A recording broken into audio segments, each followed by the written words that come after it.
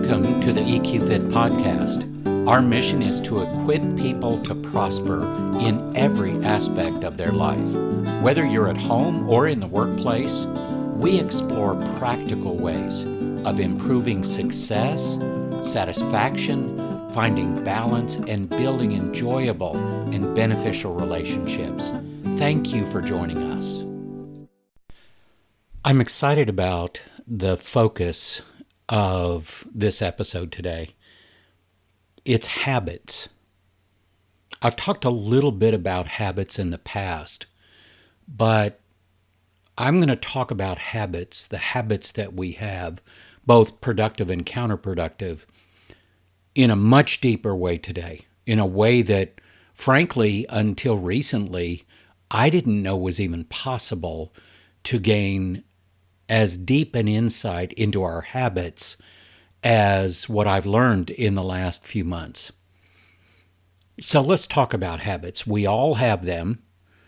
We have some idea of how our habits impact us, and usually we think about that later. It isn't right away that, or even before we do something, that we think about a habit. By its very definition, a habit is something that is just an almost autopilot way of doing something. And our brains have all kinds of those built in. Have you ever wanted to change a habit that you have? Have you identified habits in your life that are hurting you or holding you back? Well, the answer to those questions is probably yes. I think we've all asked ourselves those questions. But changing habits is difficult, right? So let's talk a little bit about what is a habit. I mean, there's so many things out there about habits and different resources you can look at. If you were to talk to 10 different people and ask them to define a habit, there would be a general consensus around what a habit is, but that's where it would stop. When you get into how to change habits, how to create more productive habits, that's where things tend to fall apart, because until now, there hasn't been a good way to measure habits, both productive and counterproductive, and then be able to create a good pathway forward for how to change those that you want to change or enhance those that you want to enhance. Habits are patterns in our brain. Basically, they're based in our neural pathways, and we've developed habits over time. So the simple explanation, the source of a habit comes from one of two areas, pleasure or pain. Well, that kind of makes sense, right? It's either pleasure or pain. We seek more pleasure or try to avoid pain. This is a part of our survival instincts. We want to live our best lives. We want to do our best work. But then those pesky habits keep getting in the way. Now, not all habits are counterproductive. We have many productive habits that help us every day. So why do the counterproductive habits seem to have a greater impact? Because they are present in every situation that we experience. Think of it this way. The counterproductive habits are like rocks that you would put in a backpack and just put that pack on your back and carry it around all day long. So if you're going on a hike, think about people who go on hikes and they carry a backpack that has some weight in it to add to their exercise level. And that's a good thing. But when you think about counterproductive habits and how they impact us on a daily basis, how heavy that backpack is can make a huge difference on how productive we can be in any given day. The larger the number of these rocks that we carry around, the heavier the weight you're going to carry, and the more it tends to slow you down.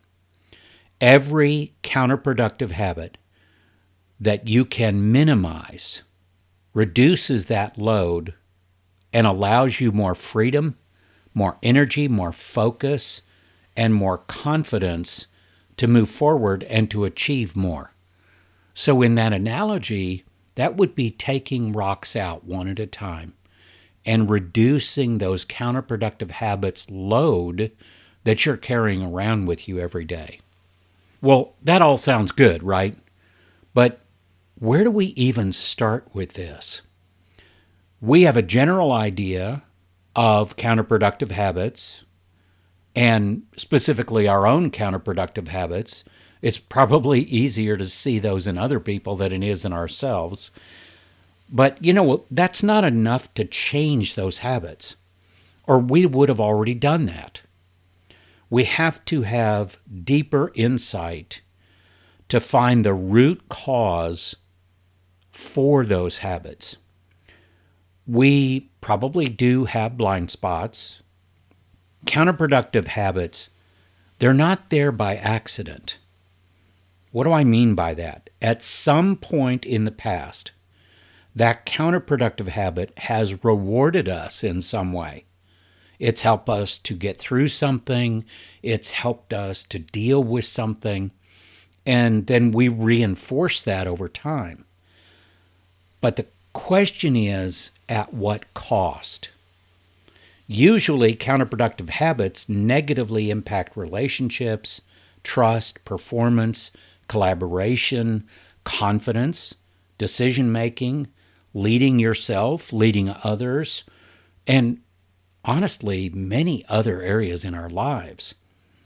So if these counterproductive habits have rewarded us in the past, but they have a real cost to them, what do we do with that? Well, the first thing, it's important to get a 360-degree view of how a habit is impacting us and impacting those people around us. Now, not to be left out, productive habits are critical as well. The more we can focus on productive habits and minimize counterproductive habits, the more we can leverage those to achieve more. Success, satisfaction, enjoyment, accomplishments, confidence, happiness are all outcomes of productive habits. The more capacity we have in our productive habits, the more we can reach our goals and our dreams. This is the exciting part for me, and this is what I want to share with you today. I want to talk about a new assessment that has come out. And yes, I talk about a lot of different assessments, but this one is at a whole different level. Enter the habit story assessment. Only 2 times in the past 35 years have I used the term game-changing when it comes to tools that will help us transform ourselves and transform other people at home and at work. The first was about 10 years ago when I incorporated emotional intelligence assessments and tools, or what a lot of people call EQ, into the work that I do. Those tools are fantastic, and I'm not doing away with those tools. They provide a very specific type of insight that is critically important, whether this is just for personal life or for work or really for anything in your life.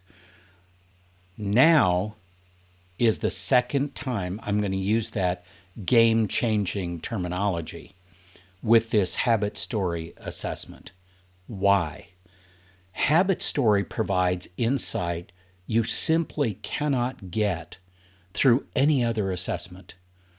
Now, I know that may be hard to believe, but I can tell you, as somebody who's been deep into the assessment world for the last 35 years and used I don't know how many different assessments over those years, that's a true statement. This is truly a game-changing assessment because it gives us insight that you're not going to get anywhere else. It measures both productive and counterproductive habits. And here's the key: it measures them on the same scale. There are some other things out there that measure productive habits or strengths. Some people call them strengths. But bottom line, there's nothing like the habit story assessment. It identifies the root cause underneath the habits in a way that accelerates change and transformation. So I'm looking at a sample of the habit story assessment report right now. You can go to our blog, eqfit.org/blog, and you can look at this assessment. And I think the blog title is, "What is Your Habit Story?" When I look at this, I'm only looking at one page of a very robust assessment. There are many pages, great insights, truly insights you cannot get in any other way. This is the Take Action page, and I love this, the way that this has been put together, because it's truly actionable information and insight. It isn't just, oh, here's the personality thing over here, and this is kind of a tendency of this or that or the other. No, this gets right to the root causes of where you are today with your habits, both productive and counterproductive. Even better, it adds to that an understanding of, is that coming from external sources or from internal, from yourself? I mean, think about that. If you could understand what the root cause of those habits that you have are, and how to change those, we're now creating a roadmap that allows you to do that. And this is what I'm so excited about. So it measures both productive and counterproductive habits on the same scale and identifies the root cause underneath the habits in a way that you can change what you want to change if you're willing to put in the work. The assessment is easy. Takes about 18 minutes. Tons of amazing information and insight that comes out of it, and then the work starts if you want to. So I'm looking at this Take Action page, and here are some things that it talks about. Which of your beliefs are holding you back? I love that. Here's why I love that. I've talked in previous episodes about where motivation comes from, and it's a very sequential process. We have a thought, we attach meaning to that thought, emotions are generated from the thought and the meaning, and those emotions impact our decision making and the actions that we take. Those things are a direct part of motivation. At the heart of motivation are our beliefs, the things we believe to be true about ourselves and our place in the world. Those things, those beliefs, create the rules that we live by. Those rules and beliefs then generate our self-talk, and our self-talk has a huge impact on how effective, how successful, and frankly, how much we can enjoy our lives and our work. So this is a direct correlation between the habit story assessment and the information you get out of it, and the way that our brains work when it comes to our beliefs, our rules that we set to live our lives by, and the self-talk that's generated out of that. And that was just from one little snippet of what's on this page. Which of your beliefs are holding you back? Which means, which belief is holding you back, but what rules have you created to live by because of that belief? And that's where the habit story gets to the root cause. We can identify what that looks like. Here's another one. What is the price you pay for judging others and making assumptions? Now, before you jump up and say, not me, nope, I don't do that, there are times in our lives where we all do this. And probably a lot of times we do it without thinking about it. It is almost a subconscious kind of thing that's going on. So that's what I was talking about earlier when I said we may have counterproductive habits that have rewarded us in the past, but are creating problems for us going forward. What is the cost of those counterproductive habits? Here's the next little bit to look at on this page. Does your need for security keep you from addressing the issues? What a deep question. And think about that. There's a lot of times when we want to feel safe or secure that we will not step up to a problem, that we will not enter into a confrontational situation. When I say confrontational, certainly not violence of any kind. I just mean sometimes we don't respond to conflict very well. We've got an assessment for that. If you want to know how you respond to conflict, I've got an assessment that will show you that. But that's what's happening here with certain habits is we would prefer to give something up instead of standing up. Does your need for security keep you from addressing the issues? And I think there's a lot of people that are hearing this that would say, yeah, there are times that happens with me. Here's how we rationalize that. If you want to know how we rationalize some of these counterproductives, and you'll have heard this, I'm not dying on that hill. The battle's not worth it. I'm not going to fight that fight. That's how we rationalize. Now, it's up to you, the outcome you want. You can choose to go that way, and maybe sometimes that's the best choice. But those problems don't go away. Those issues don't go away. And we may have a habitual approach to not dealing with certain issues. Here's another one to look at. Do your own tasks that you think need to be done impact yourself in negative ways? Here's another way I can say that. Do you own your tasks that you think need to be done? Or do you put that off on others? Are people codependent on you to get things done? Codependency is never really a good place to be. Collaboration is great. No problem with collaboration. Codependency can be a real issue. So as we start to look through this, just this one little part of this habit story assessment report, these are deep questions that you can gain insight to through this report. If you want to learn more about the habit story assessment, feel free to check it out. Go to our website and check it out. We're going to have a nice explanation of it on there. And I'm going to add a recent video that I was a part of to our YouTube channel. And I'll also stick it into our blog article that has that. So feel free to check those out as well.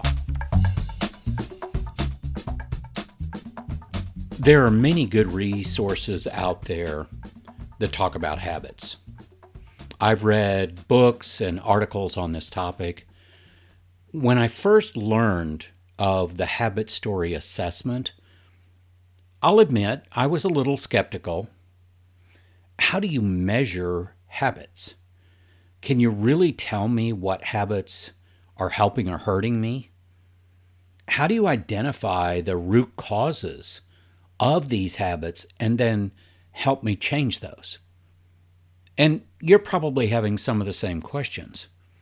Then I went ahead and decided to explore habit story and the science behind it. What I found, it's not just one science, but multiple sciences brought together in a way that is absolutely unique and valuable. That gave me a lot of confidence in what I was seeing and hearing. Now, I've had the privilege of meeting and getting to know the foremost thought leader in this area. His name is Dr. Chuck Coker, Coker. He's got 30 plus years working with these concepts and tools. And wow, does Chuck know his stuff and has a real passion for this work. I am so blessed to call him a friend. He is opening doors of insight and wisdom for me that is going to transform people's lives, including my own. Now, I'm going to talk about something that Chuck shared recently with me that really got my attention. In a recent video with Chuck and with Michael Mueller, Michael is from a company called Two Story that actually developed the habit story assessment. Chuck mentioned that there is a 90% plus predictability factor when using habit story.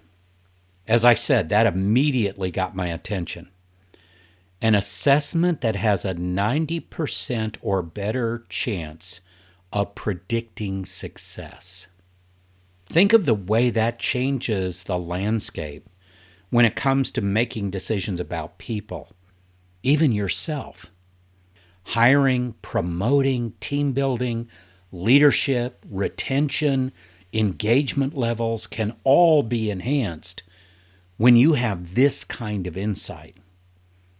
Have you ever observed someone who appears to have everything they need to be successful, but then they fall short of expectations?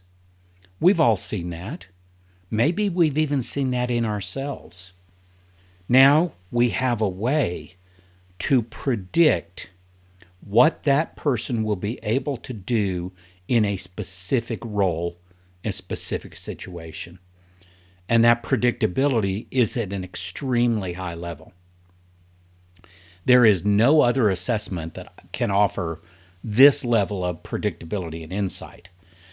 This assessment now has become a foundational assessment in my work with individuals, with leaders, with teams, and with organizations. And let me tell you why.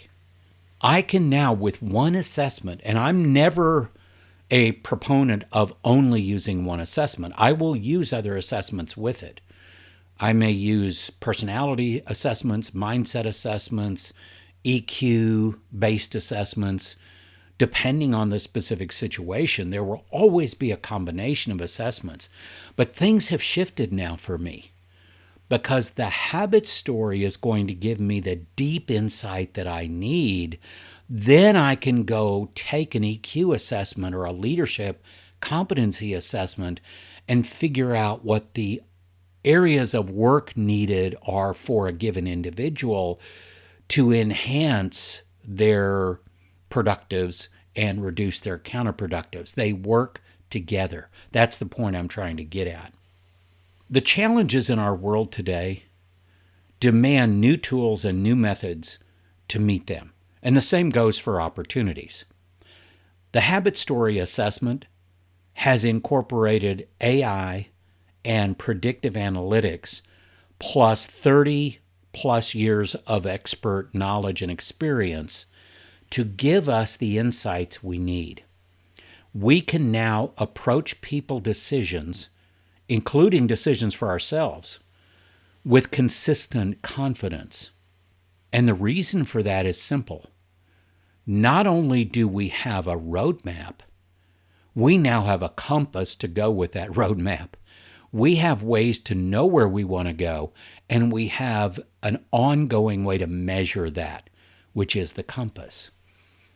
This is exciting stuff. This is going to change people's lives in a very, very big way. Again, if they're willing to put the work in. Now, how does all this happen? Yes, you need somebody certified in the assessment, like myself, to provide the feedback of the assessment report and really help people understand what is it saying to me and what do I want to change and what does that mean in the real world in a very practical way. But I want you to think about this. Take a minute, think about a counterproductive habit that you see in yourself or that you see in somebody else. What would it be like to reduce that counterproductive habit? What would you or somebody else gain if they could change those counterproductive habits into practicing more productive habits? Intriguing, right? Thank you for joining us for this episode. If you have any questions about this week's episode, or maybe a suggestion for future episodes you'd like us to explore, please contact us through our website at eqfit.org. For more information and inspiration, connect with us on LinkedIn, Facebook, and YouTube at EQFit.